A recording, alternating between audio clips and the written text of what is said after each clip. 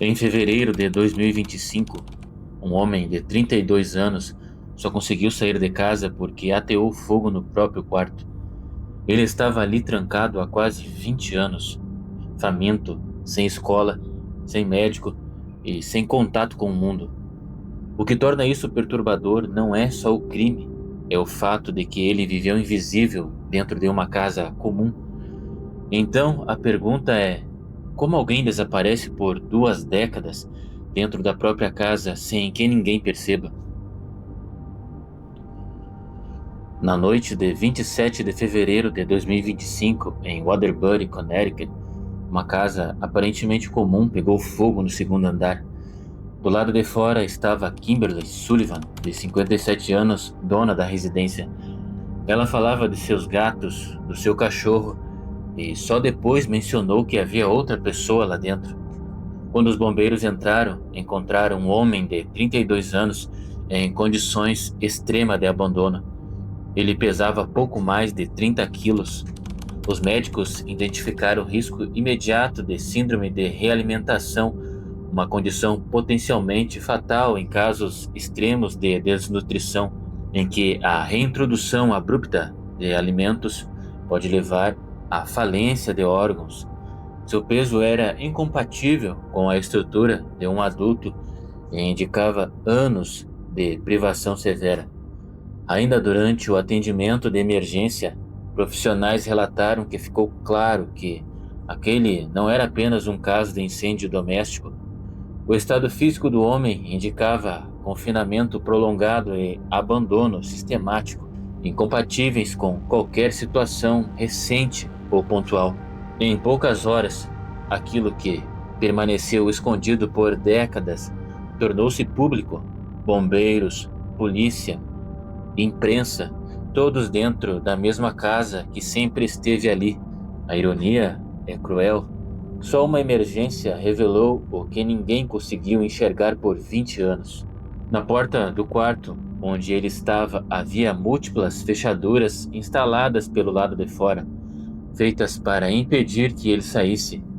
Essas fechaduras não surgiram de uma só vez. Ao longo dos anos, à medida que John crescia, o nível de contenção aumentou.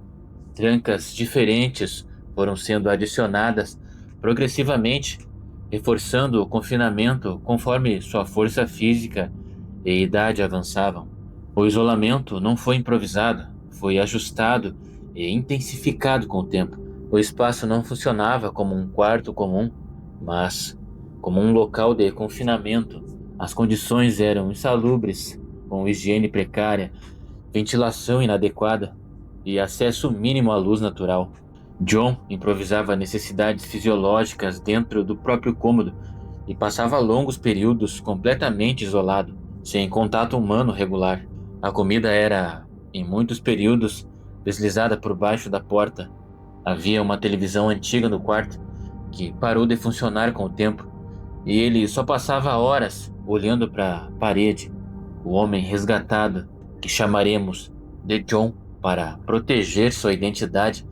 Esse não é o seu nome verdadeiro, e imagens que posso identificá-lo não serão usadas nesse vídeo.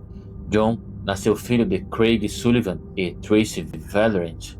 Tracy abriu mão da guarda quando ele ainda era bebê, acreditando que estaria melhor com o pai. Isso não significou abandono definitivo. Ao longo dos anos, Tracy tentou obter notícias do filho, mas o contato foi sendo progressivamente dificultado. Telefonemas não eram retornados, visitas eram desencorajadas e ela nunca recebeu informações claras sobre a educação, saúde ou o bem-estar de John. Craig casou-se com Kimberly e juntos tiveram 2 filhas.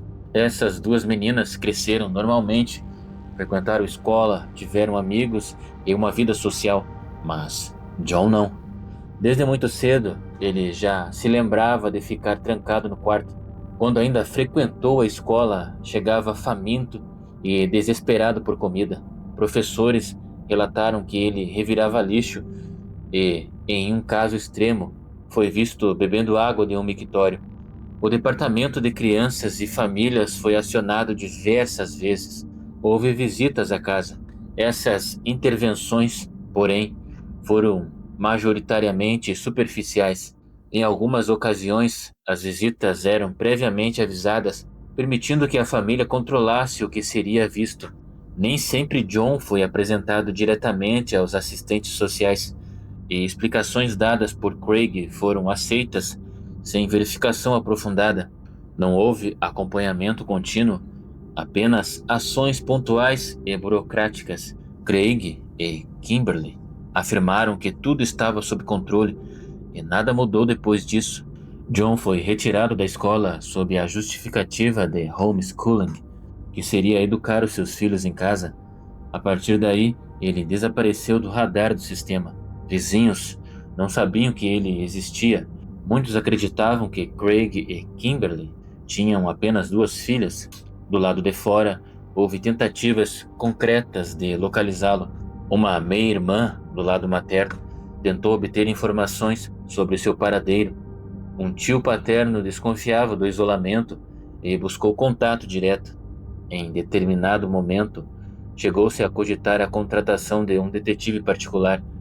Todas essas tentativas foram sistematicamente bloqueadas ou interrompidas, sem acesso direto a John.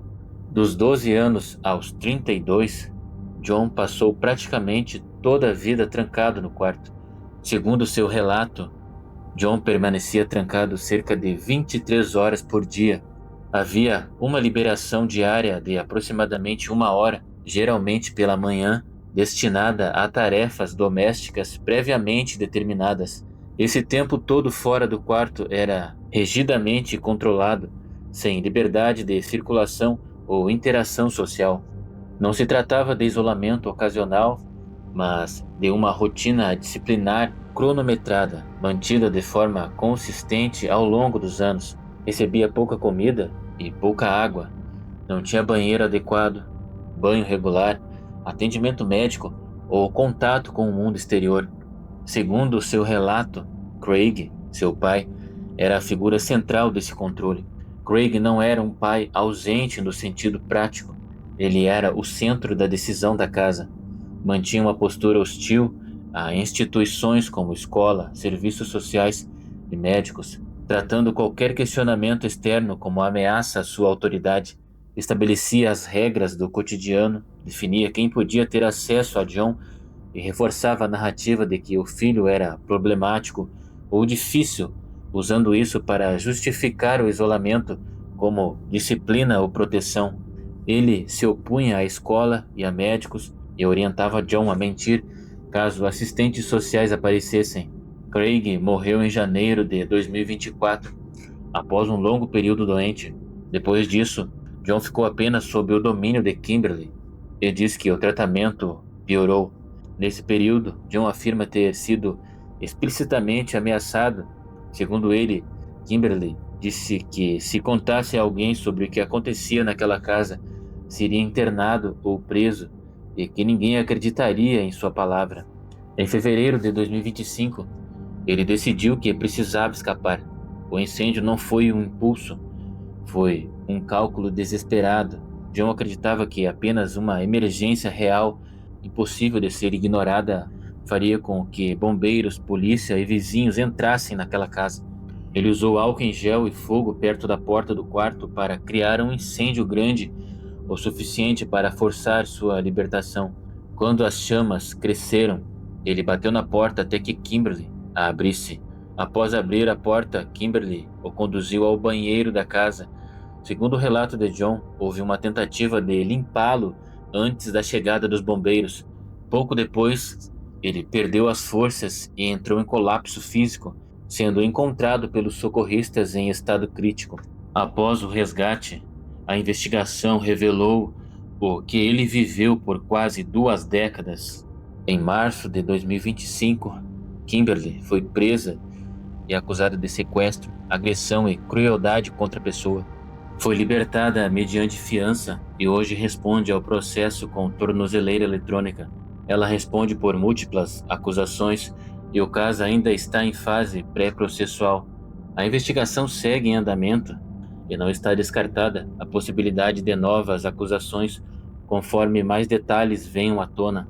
Sua defesa afirma que ela não manteve John preso e que a responsabilidade principal era de Craig, que está morto.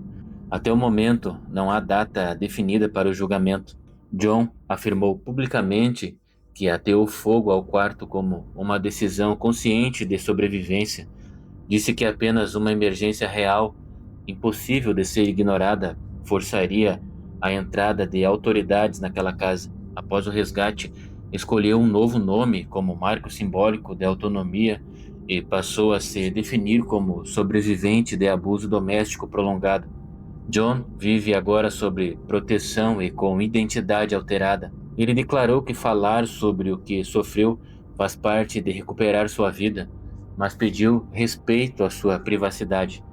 A casa ainda está lá, vazia e interditada, mas o vazio que importa não é o das paredes, é o de 20 anos perdidos. John foi visto, relatado e denunciado. Mesmo assim, desapareceu, não por falta de sinais, mas por falha do sistema que deveria protegê-lo. E isso deixa uma pergunta incômoda: quantas pessoas podem estar visíveis e ainda assim completamente esquecidas?